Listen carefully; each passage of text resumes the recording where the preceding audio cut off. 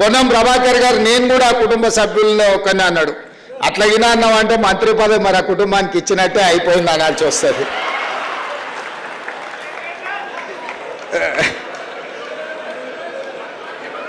ఓకేనా? సో అందుకే ఈరోజు రాష్ట్ర ప్రభుత్వంలో తీసుకోబోయే నిర్ణయాలలో కాకా వెంకటస్వామి గారి కుటుంబం యొక్క పాత్ర క్రియాశీలకంగా ప్రముఖంగా ఉంటుంది. ఇది పార్టీ యొక్క ఆలోచన. తప్పకుండా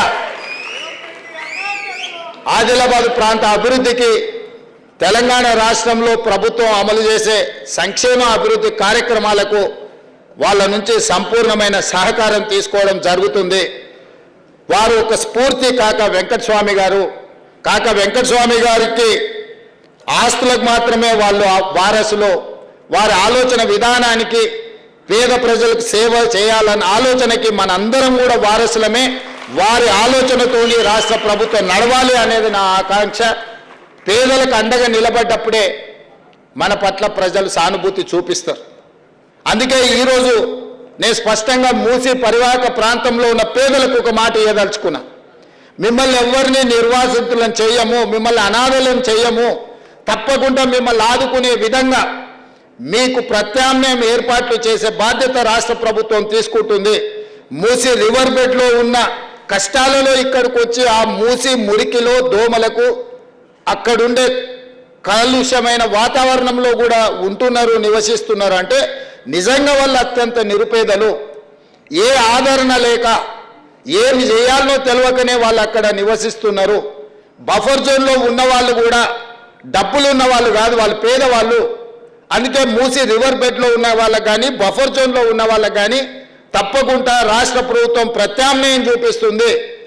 పేదలకు నిల్వ నీడనివ్వడానికి ఒక నిర్ణయం తీసుకున్న కాకా వెంకటస్వామి గారి జయంతి సందర్భంగా నేను చెప్పదలుచుకున్నా, మీరు ఎవరైనా రెచ్చగొడితే వారి మాటలు నమ్మకండి.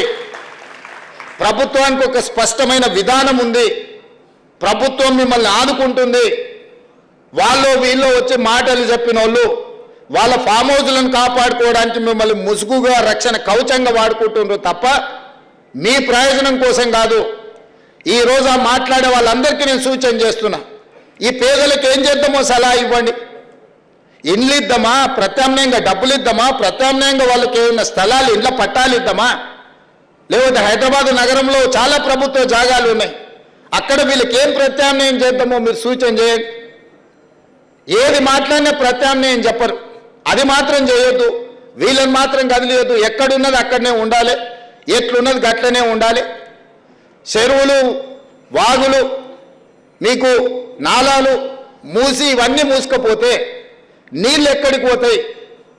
ఆ నీళ్ళే ఇప్పుడొచ్చే బుల్డోజర్ కాదు, నీళ్ళు వచ్చే ఆ నీళ్ళే బుల్డోజర్గా మారి మనల్ని ముప్పెట కమ్మేసినప్పుడు ఈ నగరమే మాయమైపోతుంది.